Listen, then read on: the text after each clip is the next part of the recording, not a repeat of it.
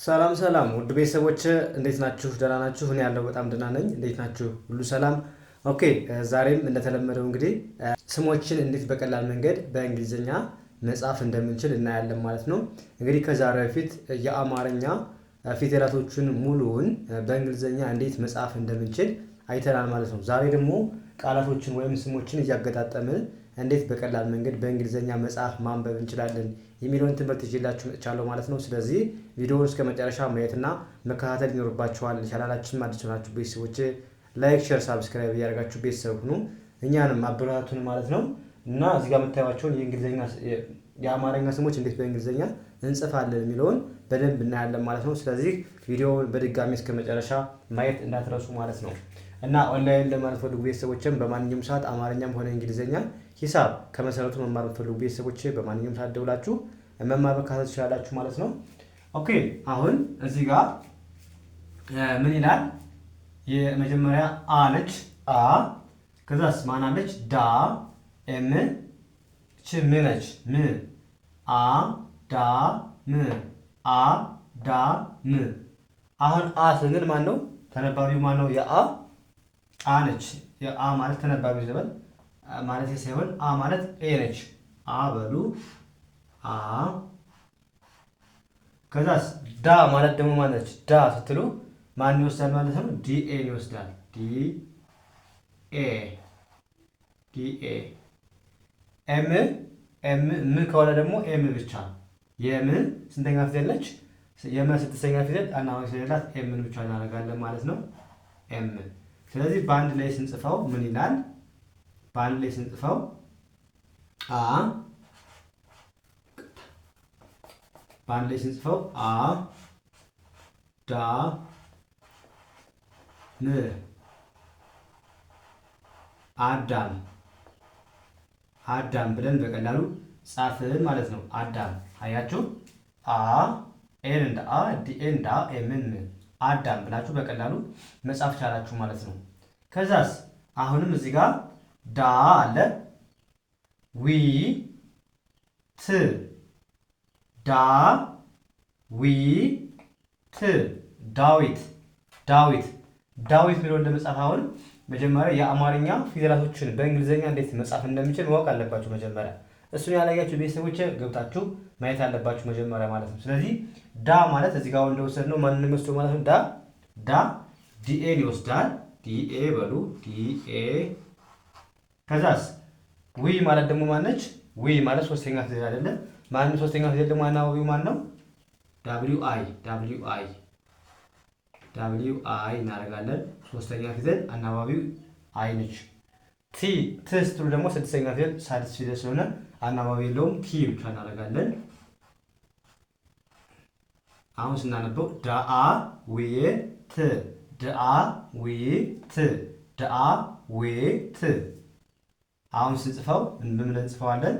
ዳ በሉ እዚህ ጋር ዳ ዳ ዊ ት ዳዊት።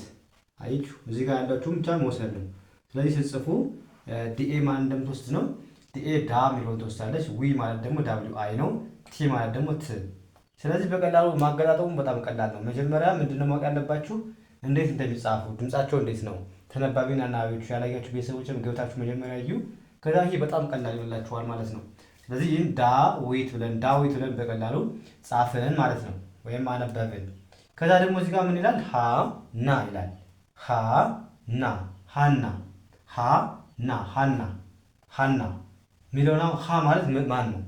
ሀ የመጀመሪያ ሀለታው ሀ ኤች ኤ ነው አይደለ? ሀ ማለት ኤች ኤ ኤች ኤች ኤ ኤች ኤ። ና ና ስትሉ ደግሞ አራተኛ ፊደል ና ማለት ኤን ኤ ኤን ኤ ታደርጋላችሁ ማለት ነው። ኤን ኤ። ስለዚህ ኤች ኤን ሀ በሉ። ኤች ኤን ሀ ብሎ ማንበብ። ኤች ኤን ሀ ኤን ኤን ና ብላችሁ ማንበብ። በአንድ ላይ ሀ ና ሀ ና ሀና ሀና ሀና ብላችሁ በቀላሉ እዚህ ጋር መጻፍ ትችላላችሁ ማለት ነው። ሀ ሀ ሀና የመጀመሪያውን ካፒታል አድርጉ፣ የለውን ስሞል አድርጉት፣ ችግር የለውም። የመጀመሪያውን ካፒታል ካደረጋችሁ ቀጥሎ ያለውን ምን ማድረግ ነው? የመጀመሪያውን ካፒታል በትልቁ ማድረግ ነው። ከዛ ቀጥሎ ያለውን ሌሎችን ስሞል አድርጓቸው ማለት ነው። ስሱ አሪፍ እንዲሆንላችሁ ማለት ነው። ስለዚህ ኤችኤን ሃ ኤንኤ ና ሃ ና ሃና ብለን መጻፍ ቻልን ማለት ነው። ሃና ብለን መጻፍ ቻልን። እዚህ ጋር ደግሞ ምን ይላል? ራ ሂ ም ራ ሂ ም ራሂም ራሂም ብለን ስለመጻፍ ምን ብለን መጻፍ እንችላለን? እንዴት ነው የምንጽፈው? አሁን ራ ስንተኛ ፊደል ነች? አራተኛ አይደለ? አራተኛ ማን ይወስዳል? ለረ ቤተሰብ ተነባቢው መጀመሪያ ማን ነው? አር ነው። ከዛ አናባቢው የአራተኛ ፊደል ደግሞ ኤ ስለሆነ አር ኤ እናደርጋለን። አር ኤ አላችሁ። አር ኤ ከዛስ ሂ ስትሉ ስንተኛ ፊደል ነው? ሶስተኛ። ስለዚህ ኤች አይ ትላላችሁ። ኤች አይ አረግን። ኤች አይ ም ስንተኛ ፊደል ነው? ስድስተኛ። ስለዚህ ም ማለት ደግሞ ኤም ነው። ኤም ብቻ ተነባቢ የለውም። ስድስተኛ ፊደል ከሆነ አናባቢ ስለሌላቸው ማለት ነው። አሁን ምን አስገባል? በአንድ ላይ ስናነበው ራ ነው እንጂ ራ ሂ ም ራ ሂ ም ራ ሂ ም ራሂም ራሂም ብለን መጻፍ ቻልን። ራሂም እዚህ ጋር እጽፍላችኋለሁ ማለት ነው። በካፒታል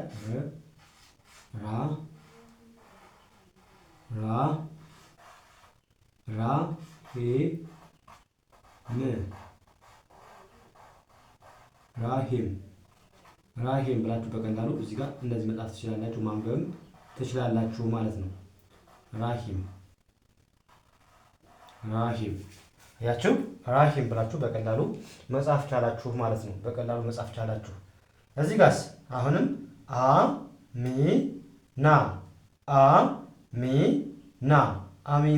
አሚና ይላል። አሚና የሚለውን እንዴት ነው የምንጽፈው? አሁን አ ማለት ማለች? አ ማለት ኤ ነች። ቀላል ነች። እቺ አ ትላላችሁ። አ ማለት ኤ ነች። ሚ ማለት ሶስተኛ ፊደል ላይ ኤም ኤ ትላላችሁ። ኤም አይ ማለት ኤም አይ አሚ አላችሁ ማለት ነው። ምክንያቱም ሚ ሶስተኛ ፊደል ነው። ኤም አይ ብለን ወስደው ና ማለት ደግሞ አራተኛ ፊደል ና ማለት ደግሞ የነ ቤተሰብ አራተኛ ፊደል። ስለዚህ ኤን ኤ አራተኛ ፊደል ደግሞ ኤ ስለሚወስዱ ማለት ነው። ስለዚህ ኤን ኤ አረግን ማለት ነው። ኤን ኤ አረግን ኤን ኤ ስለዚህ ስናነበው አ አላችሁ ሚ ና አ ሚ ና አ ሚ ና አሚና ብላችሁ በቀላሉ ማንበብ ትችላላችሁ። ስለዚህ ጻፉት። እዚህ ጋር አሁንም ራሱን ኮፒ ማድረግ ነው። አላችሁ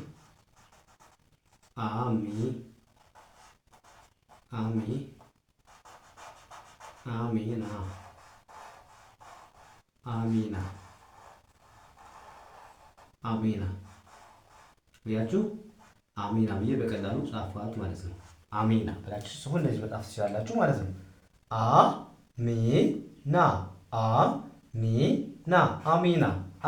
አሚና ብላችሁ በቀላሉ መጻፍ ቻላችሁ ማለት ነው። በቀላሉ መጻፍ ቻላችሁ። እዚህ ጋር ደግሞ ምን ይላል? አሁን እዚህ ጋር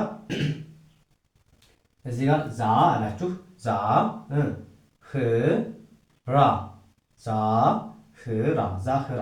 ዛህራ የሚለው እንዴት እንጻፈው? ዛ ስትሉ አሁን ዛ ማለት ምንድነው? ኤች አይደለ? ይቅርታ፣ ዛ ማለት ዜድ ኤ ትላላችሁ። ዛ ስትሉ አራተኛ ፊደል ስለሆነ ዜድ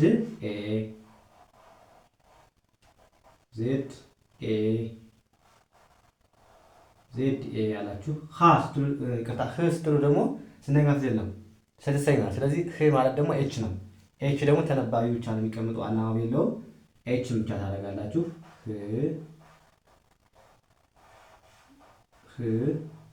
ቅርታ ማርከሬ በደንብ እየጻፈልኝ ስላልሆነ ነው የምቆይባችሁ።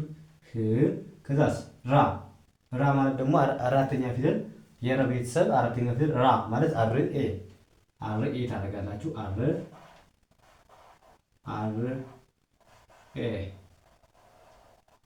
ኤ ከዛ ስናነበው አንድ ላይ ዛህራ ብለን ስንጽፈው እንጽፋለን ማለት ነው። ዛ በሉ ራሱ ነው መጻፍ ማለት ነው። እዚህ ጋር እንዴት እንደምታነቡ እዩ። ዛ አላችሁ ህ ራ ዛ ህ ራ ዛህራ ዛህራ ዛህራ ኤች ያን ያህል ድምፅ የለውም፣ ግን እንደዚህ ብጽፉት ችግር የለውም። ኤችን ዛ ብላችሁ መጻፍ ትችላላችሁ፣ ግን እንደዚህ ጻፉት። በቃ ዛ ራ ዛህራ ዛህራ ሳይ ኤች ያን ያህል ድምፅ የለውም ማለት ነው። ስለዚህ ዛህራ ስጽፉ በዚህ መልኩ መጻፍ ትችላላችሁ ማለት ነው።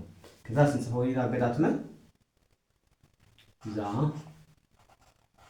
ዛ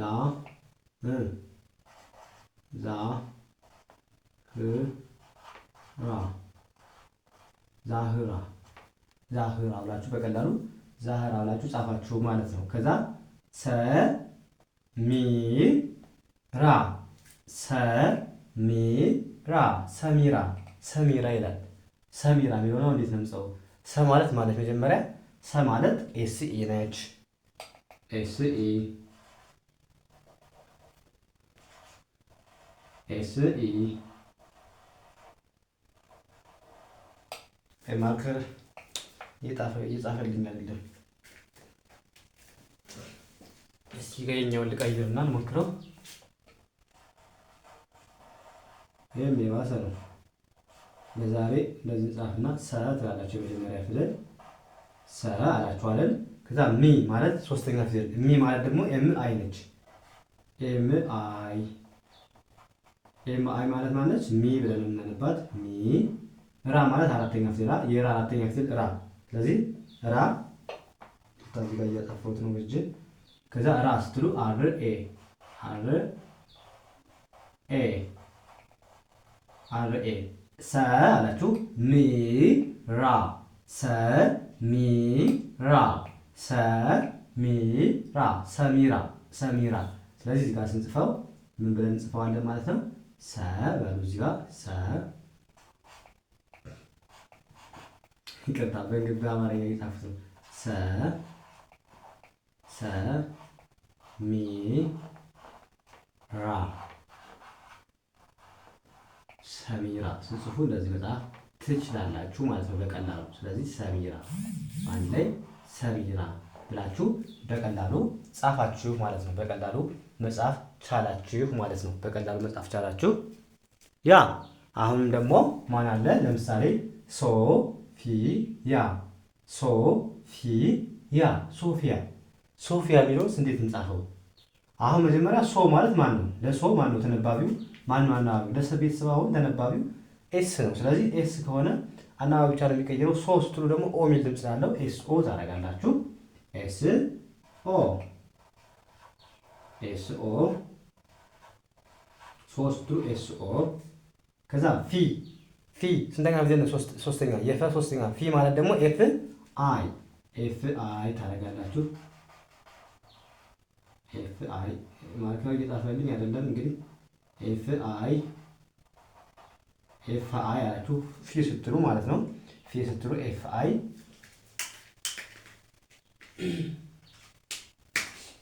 ቅርታ ማርከሪ አልቋል መሰለኝ ለዛ ነው። እሺ ሶ ፊ ያ። ከዛ ያ ስትሉ ደግሞ ስንተኛ ጊዜ ነው? አራተኛ አይደለ? ያ ስትሉ ዋይ ኤ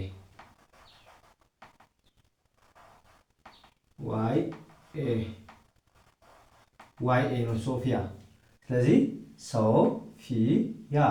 ሶፊያ ሶፊያ። እችን አሁን ሁለት አናባቢዎች አንዴ እንዳናባቢ ስለምትሆን እችኛውን አለመጻፍ እንችላለን። በአንዴ ሲመጡብን ሁለት አናባቢዎች አይደሉም። የመጀመሪያውን ብቻ መጻፍ እንችላለን ማለት ነው።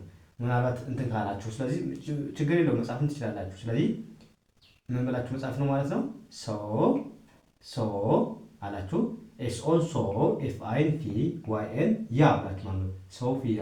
ሶፊያ ስትሉ ትላላችሁ ማለት ነው።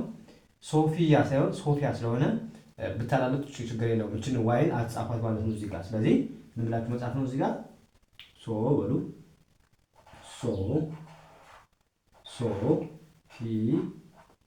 ሶፊያ ካላችሁ በቃ ሶፊያ በቃ እንደዚህ መጻፍ ትችላላችሁ ማለት ነው። ያችኛውን ዋይ አለመጻፍ ትችላላችሁ ማለት ነው። ምክንያቱም ሁለት ድምፅ ያላችሁ አይም እንደይ ስለምትነበብ ተመሳሳይ ድምፅ አላችሁ ማለት ነው። ስለዚህ ችግር የለውም። ሶፊያ ብላችሁ በቀላሉ ሶፊያ ስለማይባል ማለት ነው ቢጠብቅ ችግር የለውም። ዋይን ብታስገቡ ግን እዚህ ጋር ሶፊያ ስለሆነ ዋይን አለማስገባት ትችላላችሁ ማለት ነው። ስለዚህ ሶፊያ ብላችሁ በቀላሉ መጻፍ ትችላላችሁ። እዚህ ጋር ደግሞ ምን ይላል? ሳ አለ ሚ ሳ ሚ ሳሚ ሳሚ ይላል። ሳሚ የሚለውን አሁን እንዴት ነው የምንጽፈው? ሳ ማለት ማን ነው? የሰብ ቤተሰብ አራተኛ አይደል? ስለዚህ ኤስ ኤ ታደርጋላችሁ። ኤስ ኤ ኤስ ኤ ሳ ነው። ሚ ማለት ደግሞ ሶስተኛ ፊደል ኤም አይ ኤም አይ ኤም አይ አላችሁ ማለት ነው። ከዛ ኤስ ኤ ሳ ሚ ሳ ሚ ሳ ሚ ሳሚ ይላል። ይሄ ሳሚ። ስለዚህ በአንድ ላይ ስትጽፉ ሳ ሳ ሚ ሳሚ ሳሚ ብላችሁ በቀላሉ ምን አላችሁ ማለት ነው? ጻፋችሁ ማለት ነው። ሳሚ ሳሚ ሳሚ ብላችሁ አሁን በቀላሉ መጻፍ ቻላችሁ፣ ማንበብ ቻላችሁ ማለት ነው። መጀመሪያ ምንድነው እንደነገርኳችሁ ማወቅ ያለባችሁ የእንግሊዝኛ እነዚህን እንዴት እንደሚጻፉ ሙሉውን 34ቱን ማወቅ አለባችሁ ማለት ነው። ያ ሳሚ ብለን ጻፍን። አሁን ደግሞ ዳኒ ዳኒ ይላል። ዳ ማለት እንደገና አራተኛ አይደል? ስለዚህ አራተኛ ማለት ነው ዲኤ ነው የምታደርጉት።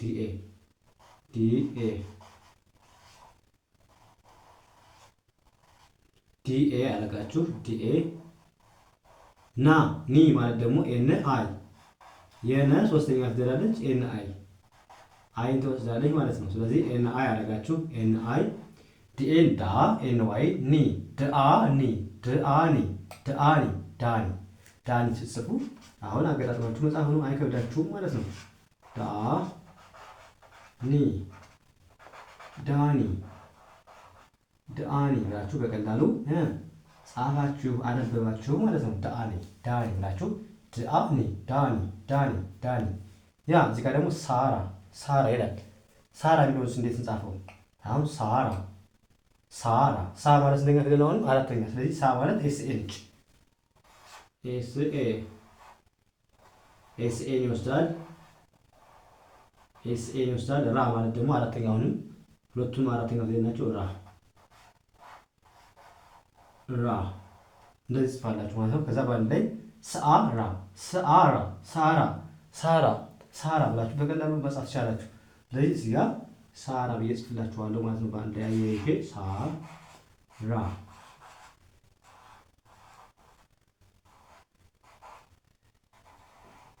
ሳራ ሲጻፍ እንደዚህ ይሆናል ማለት ነው። ሳራ ሳራ ሳራ ሳራ።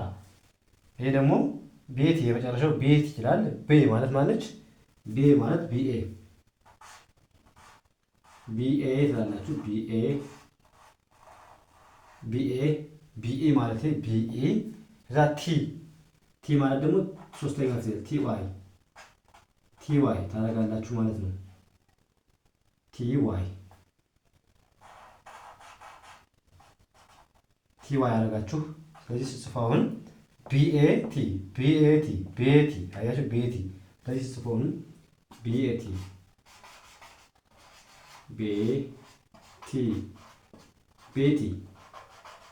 ቤቲ ብላችሁ በቀላሉ መጻፍ ቻላችሁ ማለት ነው። ቢኤቲ አያችሁ፣ ቤቲ ብላችሁ በቀላሉ መጻፍ ማንበብ ትችላላችሁ ማለት ነው። ይሄን ቢኤቲ አያችሁ። አሁን ምንድነው የሚያስፈልጋችሁ እናንተ የአማርኛ ፊደላቶችን በቀላሉ ጽፌላችኋለሁ፣ እንዴት ማንበብ እንደምትችሉ ድምጻቸውን ተነባቢና አናባቢ የማታውቁ ልጆች ካላችሁ መጀመሪያ እሱን ገብታችሁ ከዛ ይሄ በጣም ቀላል ነው የሚሆንላችሁ ማለት ነው። ያን ከገባችሁ ይሄ በጣም ቀላል ነው፣ ማገጣጠሙ ማንበቡ በጣም ሲምፕል ነው የሚሆንላችሁ ማለት ነው። ስለዚህ ምንድነው ከእናንተ የሚጠብቀው? መጀመሪያ ማየት ያለባችሁን ነገር አስቀድሙ ማለት ነው። ስለዚህ አማርኛ ፊደላቶችን ሰርተናል፣ በደንብ እንደሚጻፉ በእንግሊዝኛ እነሱን አይተናል። አናባቢ ተነባቢ እሱ ማታውቁ ልጆች ገብታችሁ መጀመሪያ እዩ።